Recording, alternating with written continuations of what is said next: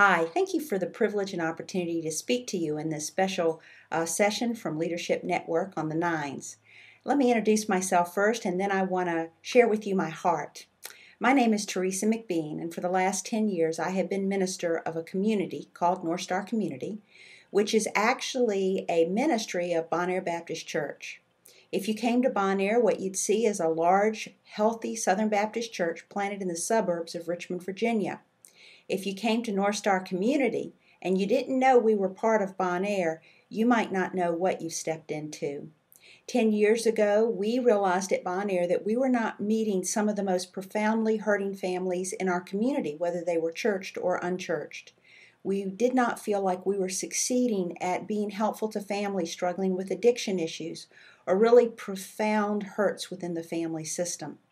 So we began this pilot project. We planted ourselves in an elementary school. We sent out flyers, and lo and behold, maybe surprising us the most of all, people showed up.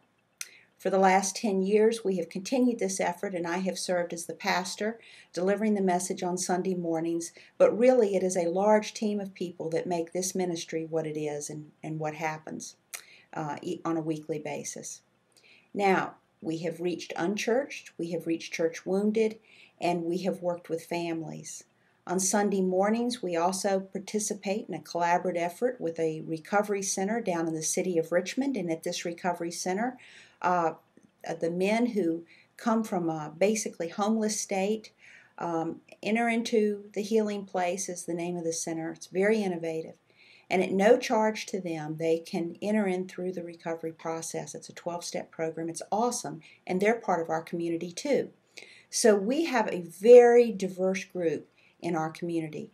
We have guys at the Healing Place. We have CEOs of corporations. We have families. We have people with or without addictions. In fact, maybe one of the most common things people say about us is, I don't know why I'm here because I'm not addicted, but somehow this seems to be helping me.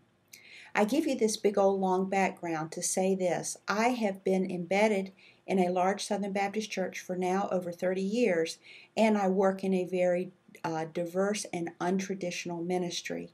And so it is with that mixed background, that mixed heritage, that I say these things that are really from my heart and are frankly a little bit hard to say. But here they are, the first one. If I could say, as I was instructed to, anything that I would want to American church leaders today, the first thing I would suggest to you is please challenge your assumptions. I have discovered at North Star Community that not all spiritual people go to church.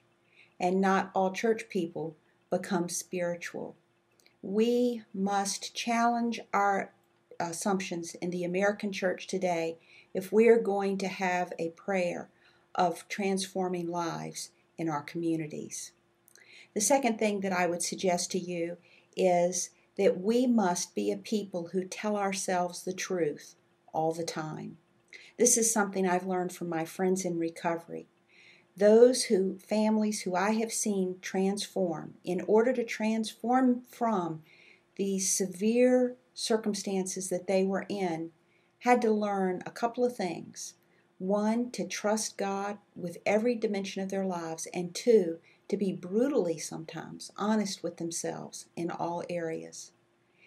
I did not learn this until I began to live among people who were living a recovered life. And so I suggest to you that we would all benefit from learning from them, as I am trying to myself. We must begin to be a people who tell ourselves the truth all the time. We must tell ourselves the truth about our church, about our programming, and about our people.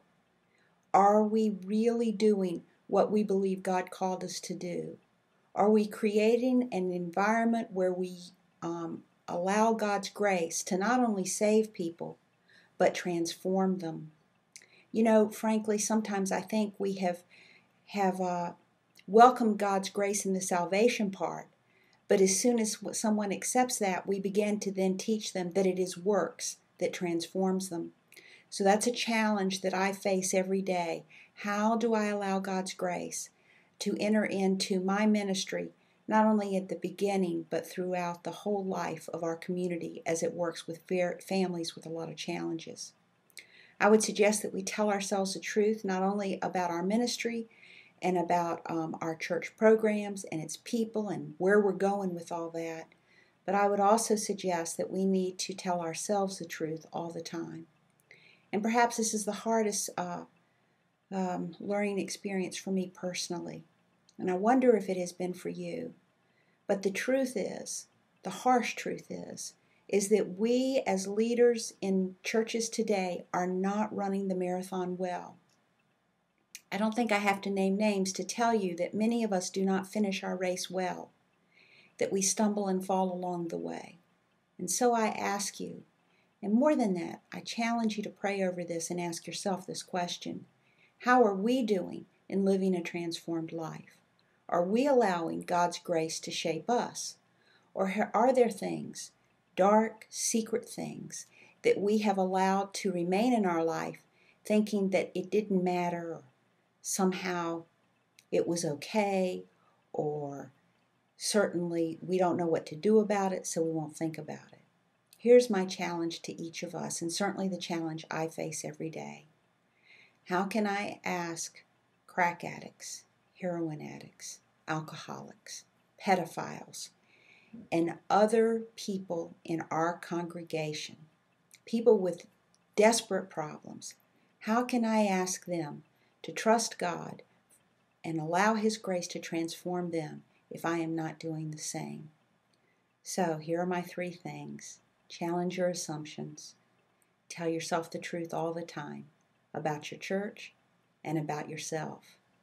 It is with just the greatest excitement that I have discovered in this crazy, messy community that I live in, that when we tell ourselves the truth all the time and we invite God into the process and ask Him to have His way with us, He has this most amazing way of removing our defects of character and transforming our lives, sometimes in spite of ourselves.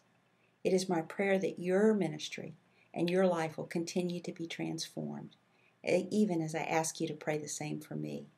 Thanks, God bless, and thank you so much for letting me be a small part of the Nines Project.